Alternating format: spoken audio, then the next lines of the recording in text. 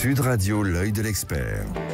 L'œil de l'expert aujourd'hui. Aïe, avant les fêtes, on a besoin de vous, Jean-Michel Cohen. Bonjour. Bonjour. Vous êtes médecin nutritionniste et on sait que la période des fêtes, c'est la période un petit peu de tous les dangers. On est en famille, on est sollicité peut-être un peu plus que d'habitude. Alors vous allez me dire que c'est un marronnier, que c'est un sujet qu'on traite tous les ans. Néanmoins, il y a des choses qui changent et puis c'est toujours bon de rappeler qu'on peut agir sur notre alimentation. Je rappelle que vous venez de publier Complément alimentaire, faites le bon choix, qui est paru aux éditions First. Il reste encore quelques heures pour faire des cadeaux de Noël. C'est une bonne idée. L'enquête vérité pour se booster et mieux se soigner. Vous passez en revue tous ces compléments alimentaires. Vous les avez testés. On a fait une émission avec Gilles Gansman sur le sujet. Et je vous avais dit combien c'était passionnant quand on se plonge dedans de regarder ces compléments alimentaires. Alors, il y en a pour maigrir, non, qui sont proposés? Hélas, non, pas pour le moment. En fait, on a des produits qui peuvent aider pendant un amaigrissement.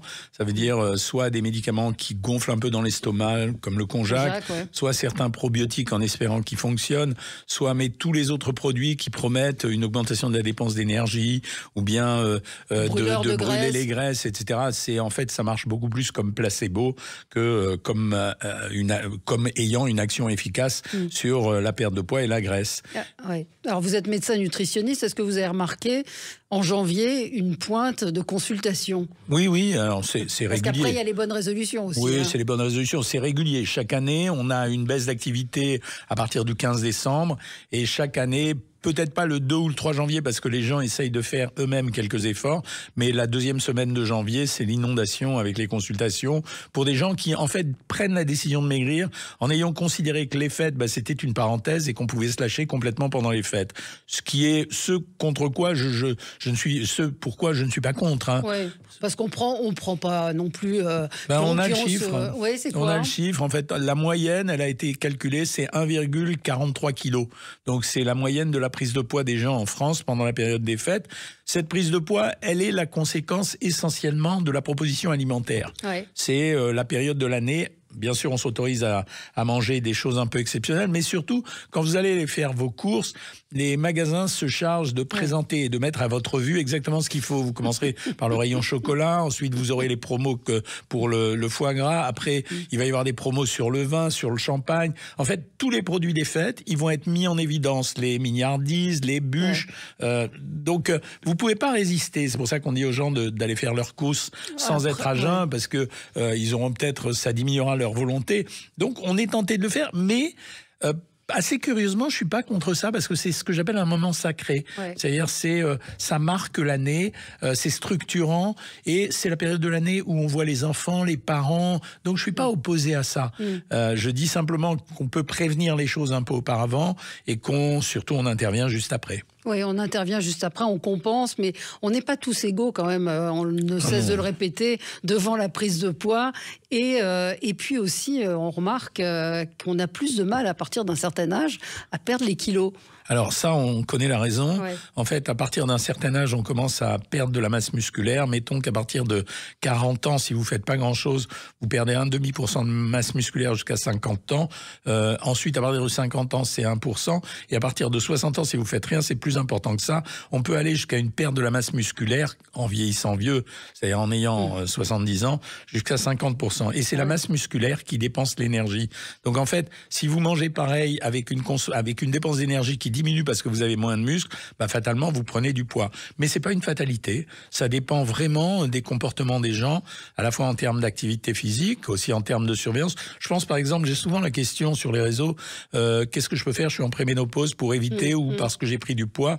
Et j'explique aux gens que c'est naturel de prendre du poids à ce moment-là. Mais c'est pas une grosse perte de poids, ça va aller jusqu'à 3 kilos, et qu'il faut modérer son alimentation faiblement, de 50 à 100 calories par jour, enlever un petit morceau de pain, et ça suffira. Et ça suffit. Oui, ça suffit. Et poursuivez une activité physique. Quand je vous dis ça, ça m'énerve de dire ça à chaque fois parce que j'ai l'impression de répéter comme un âne les consignes nationales. Mais c'est vrai qu'avoir une activité physique, ça protège contre la perte musculaire. C'est vrai que ça améliore le moral. C'est vrai que ça permet de se motiver pour suivre une alimentation coordonnée. Mais quand on n'en a jamais fait, ou très peu, c'est compliqué de trouver l'activité qui vous convient. Ouais, donc vous dites quoi, juste la marche, ça suffit? Oui, c'est parce qu'il faut y aller progressivement. Moi, je compare souvent ça à un jogging. Ça veut dire qu'on fait pas démarrer les gens en sprintant, on les fait marcher, puis on les fait accélérer en marchant, et on fait ce qu'on peut. Mais même le peu que vous faites est positif. Même assis sur une chaise, à apporter des bouteilles d'eau et à lever les bras, ça marche. Je veux dire, et ça fonctionne aussi dans la tête. Son corps, ouais. Ça fonctionne aussi dans la tête. Ça veut dire que les meilleurs résultats qu'on obtient en termes de perte de poids, c'est des gens qui ont eu une activité physique qui est corrélée à un contrôle alimentaire. Ouais. C'est mieux que le régime tout seul et c'est mieux que le sport tout seul.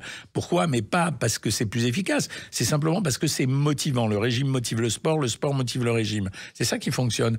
Alors, ça semble être des conseils d'une banalité extrême et pourtant, ça se passe comme ça. L'alimentation, c'est banal. Manger, c'est banal. Oui, c'est banal, mais c'est compliqué aujourd'hui. Il y a tellement d'injonctions, tellement de choses contradictoires qui nous sont, les 5 fruits et légumes, le sucre, pas le gluten, pas le gluten, le fameux vinaigre, les pics de glycémie. Peut-être qu'on peut en parler de ça, parce que ça, c'est une grande mode. Alors ça, c'est une énorme blague. Ça veut dire qu'on a fait croire aux gens que c'était parce qu'ils auraient des pics de glycémie qu'ils seraient susceptibles de grossir. En fait, tout le monde a des pics de glycémie. C'est quelque chose de physiologique. Il y a des gens qui ont découvert ça, mais c'est physiologique. Ça n'entraîne pas forcément une prise de poids. C'est quand le pic de glycémie qui atteint un niveau qui est trop élevé où on s'inquiète d'un diabète ou d'un prédiabète. Ouais. Mais c'était tout. Quant au vinaigre de cidre, c'est une énorme blague. La seule chose que vous risquez quand vous en prenez régulièrement, c'est de vous trouer l'estomac. Il faut pas oublier que c'est l'acide acétique qui est à l'intérieur qui fonctionne. Mais d'où ça vient, ce truc? En fait, il y a eu une expérimentation qui a montré que quand on prenait du vinaigre de cidre, après avoir mangé des sucres lents, l'absorption des glucides se faisait plus lentement et donc ça permettrait de maigrir. Mais c'est une énorme blague.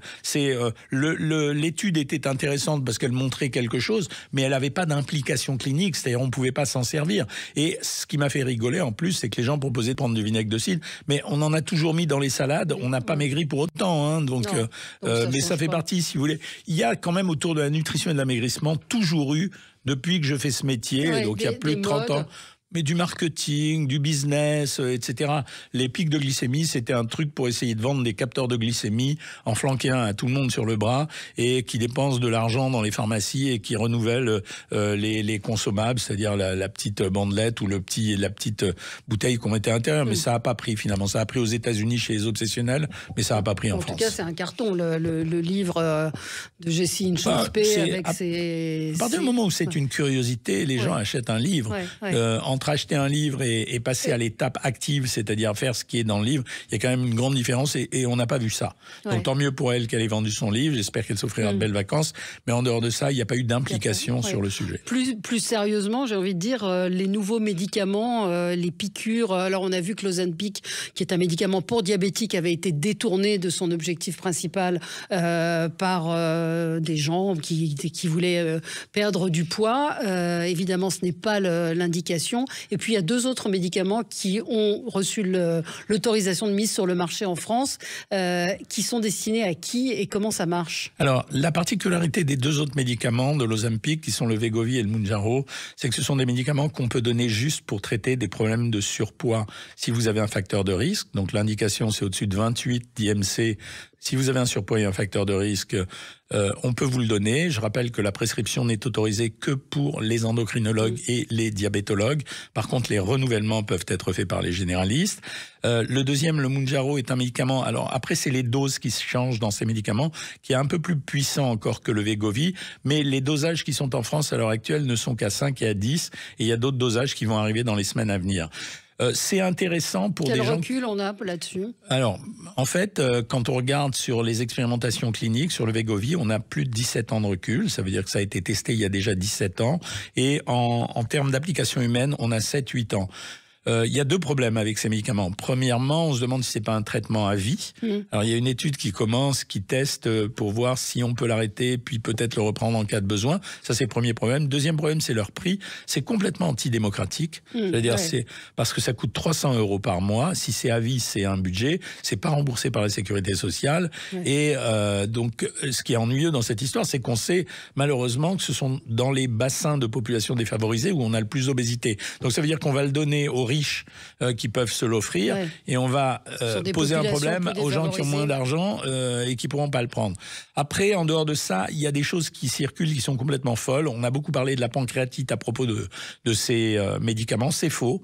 Ça veut dire c'est un fake. Il n'y a jamais eu de pancréatite avec ces médicaments. Alors, il y a des gens qui ont peur quand quelqu'un a fait une pancréatite, mais dès que quelqu'un a fait une pancréatite, on a peur de tout. Et il y a des gens qui s'amusent à faire un parcours thyroïdien aux gens qui vont prendre ce médicament. C'est faux aussi. Ça ne sert à rien. Donc, en fait, on peut le prendre. Il y a peu d'effets dangereux. Par contre, il y a des effets secondaires, c'est vrai. Nausées, vomissements, troubles intestinaux, fatigue, peut-être même perte de tonus et de morale. Après, on évalue un bénéfice-risque.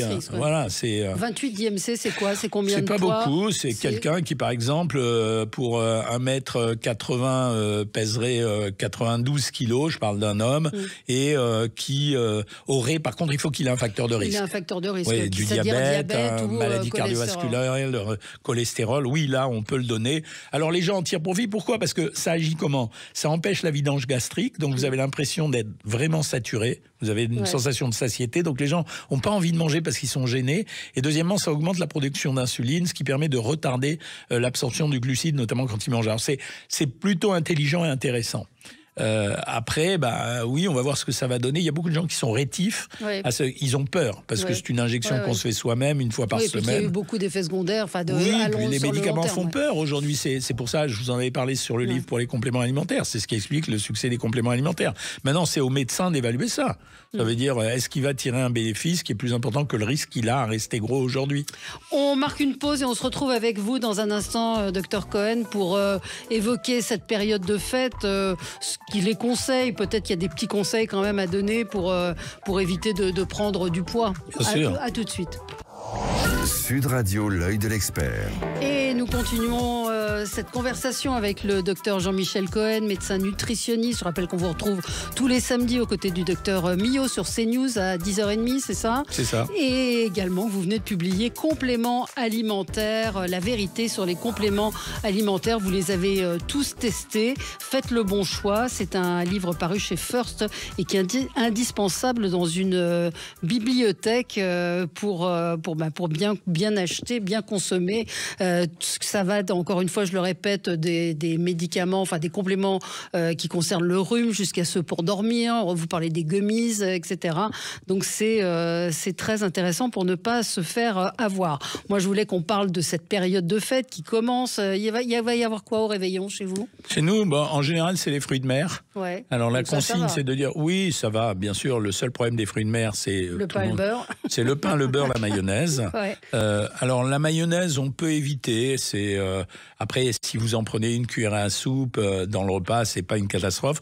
Par contre, le beurre avec le pain, c'est absolument inutile quand vous mangez des huîtres, à condition de prendre des pains noirs ou des pains de seigle. Je veux dire, ça fait partie. Vous savez, il y a des traditions qui se sont installées quand on prend des fruits de mer. Si vous allez au restaurant, on vous sert du beurre avec des tranches de pain. Vous n'êtes pas obligé de manger du beurre. Ça rajoute rien aux fruits de mer en réalité. Ça fait partie de ces habitudes qu'on a pris qui sont pas forcément intelligentes. Alors pour les mayonnaises, nous on a l'habitude, là je trahis les secrets de la maison, on a l'habitude de faire des mayonnaises fouettées, ça veut dire des mousselines en réalité. Avec du blanc d'œuf battu. Donc en fait, si on se maintient à une cuillère à soupe, voire deux, à condition qu'elle ait été battue avec du blanc, ça fait une espèce de mayonnaise très légère, on en mange un peu moins, mais on garde le goût de la mayonnaise. Après, on fait dans la tradition, ça veut dire qu'il y a une volaille.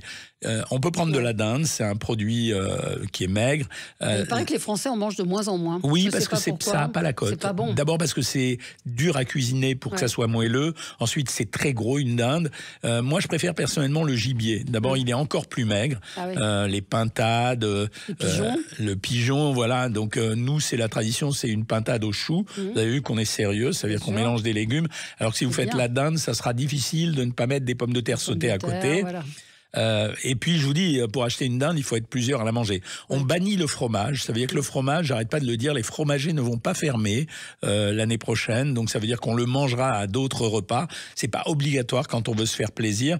Et puis pour les desserts, alors là, il y a deux théories. Soit vous sacrifiez à la tradition et vous prenez la bûche, mais les bûches à la crème sont une catastrophe diététique. Ça veut dire en fait, vous absorbez du beurre pur. Donc nous, on préfère des bûches glacées.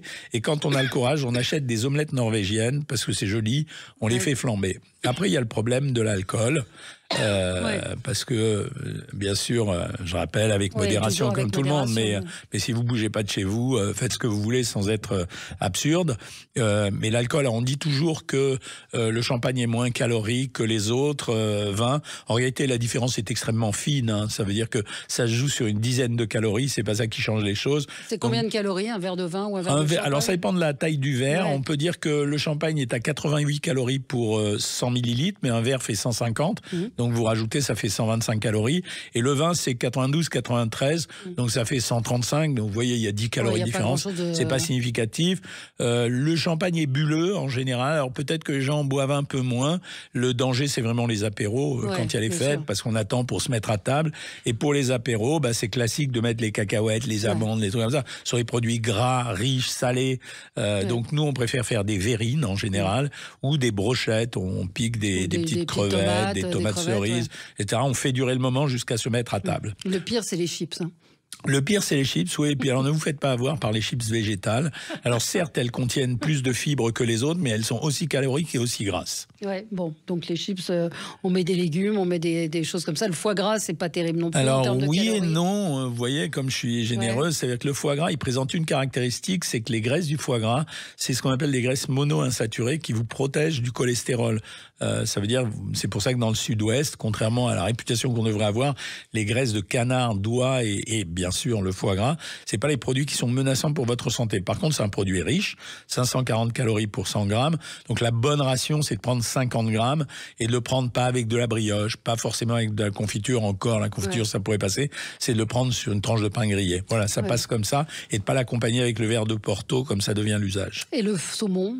Alors le saumon, ça fait partie des produits maigres. Hein. C'est même fumé. Même fumé, oui. Le plus gras des saumons, il est entre 12 et 14 grammes de graisse pour 100 grammes. Mais en fait, plus il est gras, plus il est moelleux. C'est pour ça qu'on l'aime bien. C'est un produit assez riche, mais vous en prenez malgré tout 100 grammes. Donc on peut dire que c'est équivalent, le saumon et le foie gras. Là aussi, le saumon, la tradition, c'est souvent de le manger avec un blinis. En fait, c'est assez épais, même sur le plan culinaire. Moi, je trouve pas ça très intéressant. Par contre, le manger... Voilà, sur un toast, c'est pas mal. Et avec du poivre dessus, comme ça le rendra goûteux. Et vous avez vraiment pas besoin, là, encore une fois, de rajouter de la crème. C'est un produit gras. 14 grammes de graisse pour 100 grammes. Du fromage blanc. Non, c'est dégueulasse. Franchement, moi, j'aime bien. Vous aimez bien? Bon, on mange pas ensemble. Non, on mange pas ensemble. On mangera pas le saumon ensemble. Les bonnes résolutions, elles vont arriver. Aller au mois de juin. Alors, il y a le Dry January, qui est plutôt une bonne initiative. Où on décide qui marche moyen. Qui marche moyen. Moi, je vois des gens autour de moi le faire. Mais les bonnes résolutions, comment on fait pour les tenir? C'est-à-dire que, en fait, si on veut maintenir un poids, perdre du poids et le maintenir, c'est qu'il faut complètement changer sa manière de manger. Alors, il faut complètement, mais les gens, ils ont le tort finalement de vouloir faire des régimes après les fêtes de fin d'année qui sont des régimes trop durs. Ça veut dire qu'on part sur une impulsion qui est très bonne. On dit je vais faire maigrir. On veut accélérer, mais en fait plus vous accélérez, plus c'est dur à tenir. Plus c'est dur à tenir, plus la frustration intervient. Plus la frustration intervient, plus le risque de craquer est important, avec son cortège de culpabilité, de perte d'estime de soi. Donc en fait, faut manger assez raisonné, équilibré, et surtout faut manger suffisamment. Moi, quand je m'occupe des gens, et particulièrement sur le site internet, j'entends toujours les gens dire « je ne comprends pas, je mange plus qu'avant et pourtant je maigris ». Mais vous mangez plus en termes de volume et d'organisation, mais vous mangez moins en termes de densité calorique. Et quand les gens sont rassasiés, ça se passe bien. Le problème, c'est que dans les régimes, les gens veulent pas cuisiner assez fréquemment. Alors qu'en fait, on peut manger du blanc de poulet cuit dans un courbouillon, assaisonné avec du paprika, mettre le fameux fromage blanc que vous aimez ou de la moutarde. C'est dans un régime, pour que ça soit faisable, il faut cuisiner un peu. Oui, et effectivement, je rappelle votre site Savoir Maigrir, où vous donnez des conseils, où il y a des nutritionnistes qui répondent. Et c'est vrai que j'ai regardé, on en a discuté. En fait, on fait souvent l'impasse sur l'entrée. L'entrée, c'est une salade déjà, de rajouter une salade de choux ou des entrées à base de légumes, ça nous fait manger plus, mais ça comble la satiété. Vous savez, quand on a parlé des médicaments, des nouveaux médicaments pour aider les gens à maigrir, en fait, on dit ça ralentit la vidange gastrique, donc c'est intéressant. Mais c'est la même chose, quand vous prenez une salade de crudité, vous occupez du volume dans l'estomac et donc vous commencez l'étape de la digestion tout de suite avec les sécrétions d'hormones et d'enzymes. régime. Et en fait, ça prépare la digestion et ça la rend harmonieuse. Et en même temps, vous avez déjà un peu saturé la capacité de votre estomac à recevoir des aliments.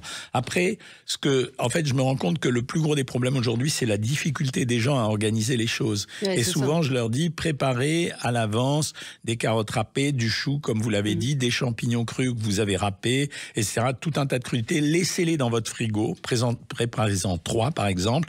Et servez-vous-en et pour pas avoir à les faire sur le moment. On n'a pas envie de les faire sur le moment. Ouais, donc ça, mais c'est quand la première... ils sont là... Voilà, mais quand c'est là, c'est plus facile de s'organiser et mettez le vinaigre que vous voulez à l'intérieur. Ouais. Quel assaisonnement, j'allais vous demander, parce Alors, que bon, on peut pas mettre d'huile.